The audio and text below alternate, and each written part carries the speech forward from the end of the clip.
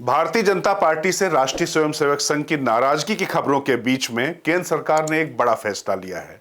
इस फैसले के तहत अब केंद्रीय और राज्य सरकार के कर्मचारी राष्ट्रीय स्वयंसेवक संघ की शाखा में भाग लेने के लिए अब वो स्वतंत्र होंगे।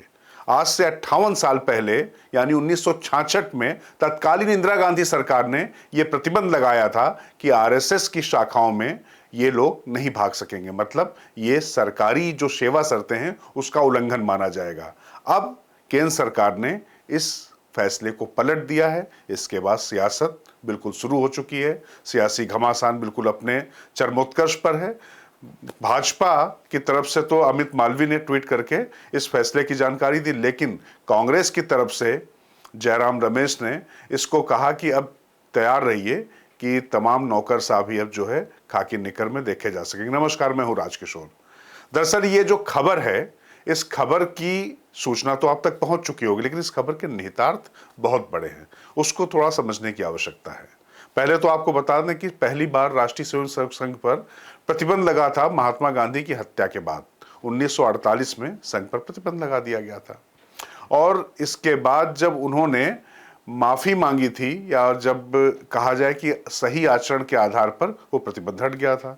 लेकिन 1966 में फिर इंदिरा गांधी सरकार ने प्रतिबंध तो नहीं लगाया, लेकिन आरएसएस की जो शाखाएं लगती हैं उन शाखाओं में सरकारी कर्मचारियों के जाने पर रोक लगा दी गई।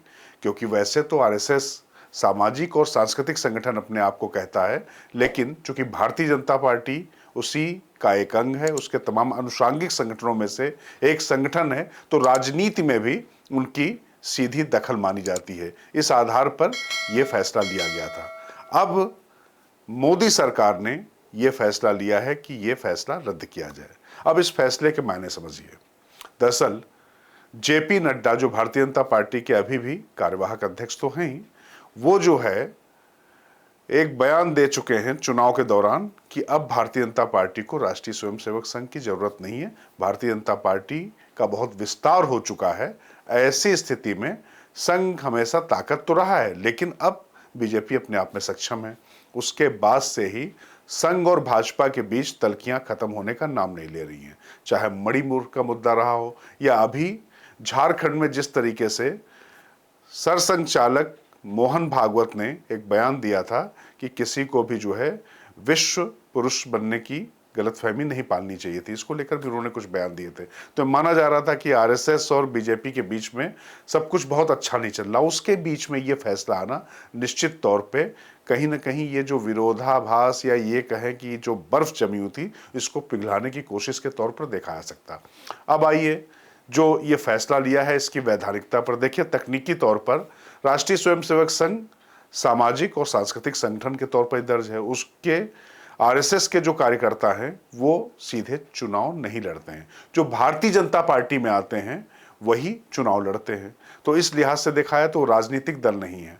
अब विपक्ष का ये जो कहना है, और जो तमाम लोग कहते हैं, वो कहते हैं कि चाहे वो रामकृष्ण मिशन हो या जो तमाम अरविंदो हो, इस तरीके के तमाम संगठन हैं जो अपने धर्म का, अपने जो विचारधारा उसका प्रचार करते हैं, लेकिन वो राजनीति में खुलकर नहीं है। ऐसी स्थिति में आरएसएस जब भारतीय जनता पार्टी में अपना संगठन मंत्री देता है और उसके लोग वहां पर जाते हैं, तो उस आधार पर ये लोकतंत्र पर बड़ा हमला है। इसको लेकर जैसा मैंने आपसे कहा कि जयराम रमेश ने जो ट्वीट किया है, उस पर कहा कि मतलब ये देखिए, उन्होंने 1948 का भी और 1966 के दोनों जो फैसले हैं उनको भी दिखाया है। इसके जवाब में अमित मालवीय ने जो आज का फैसला था वो दिखाया और कहा कि ये पूरी तरीके से गलत फैसला था, असंवैधानिक फैसला था, उसको दूर किया जा चुका है। इस पर प्रतिक्रिया देते हुए राष्ट्रीय स्वयंसेवक संघ के सुनील अंबेकर ने, जो प्रचार प्रमुख हैं आरएसएस के, उन्होंने क्या कहा वो एक बार आप सुन लीजिए। राष्ट्र की सुरक्षा, एकता, अखंडता एवं प्राकृतिक आपदा के जितने भी समय आता है, उस समय समाज को साथ में लेकर संघ के कार्यकर्ता लगातार अपना योगदान देते हैं। ऐसे कार्यों को समाज के विभिन्न प्रकार के नेतृत्व में समय समय पर संघ के इस कार्य की प्रशंसा भी की है, परंतु अपने राजनीतिक स्वार्थों के चलते तत्कालीन सरकार द्वारा शासकीय कर्मचारियों को संघ जैसे रचनात्मक कार्य करने वाले संगठन के गतिविधियों में भाग लेने के लिए पाबंदी लगाई गई थी। वर्तमान के शासन ने आज उस पाबंदी को जो हटाया है, ये निर्णय समुचित है और भारत की लोकतांत्रिक व्यवस्था को ये निर्णय पुष्ट करेगा। तो सुना आपने, सुनील अंबेडकर को इस फैसले का स्वागत करना था, वो उन्होंने किया। अब राजनीति इस पर निश्चित तौर पर चलती रहेगी, लेकिन बड़ा प्रश्न यहां पर यह है कि वाकई इस फैसले से जो आरएसएस और बीजेपी के बीच में जो तलखी या जो दूरी या जो मनमुटाव की बात कही जा रही थी, उस पर कुछ विराम लगेगा या वो पूरी तरीके से धुल जाएगा। क्योंकि देखिए, एक बात तो सच है कि 6.5 वर्ष पहले प्रधानमंत्री अटल बिहारी वाजपेयी रहे, मतलब एनडीए की सरकार थी।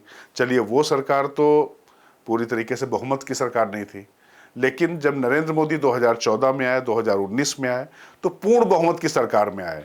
इस बार पूर्ण बहुमत एनडीए को मिला है, बीजेपी को नहीं मिला है। उसके बाद भी उस सरकार में यह फैसला लेने के अपने निश्चित तौर पर मायने तो निकाले जाएंगे। अब इस पर राजनीति भी होगी कि यह जायज है या नाजायज, लेकिन निश्चित तौर पर आरएसएस के लोग सीधे चुनाव नहीं लड़ते, ये सच है।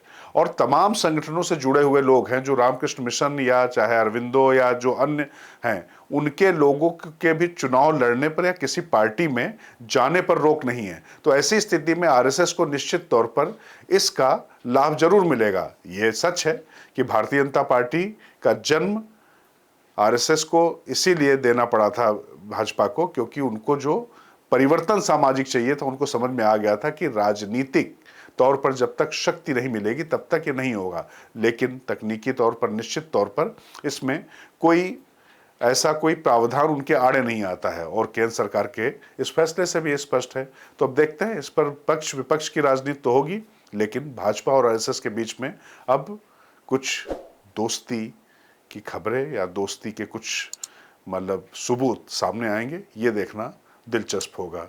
तो फिलहाल मुझे दीजिए आज्ञा, और प्लीज़ कमेंट बॉक्स में हमें लिखकर बताएं कि क्या आपको ये खबर कैसी लगी, और साथ ही आपके जो प्रश्न हो वो भी हमसे पूछें। मैं राजकिशोर, बुलंद भारत टीवी, ताकत आपकी।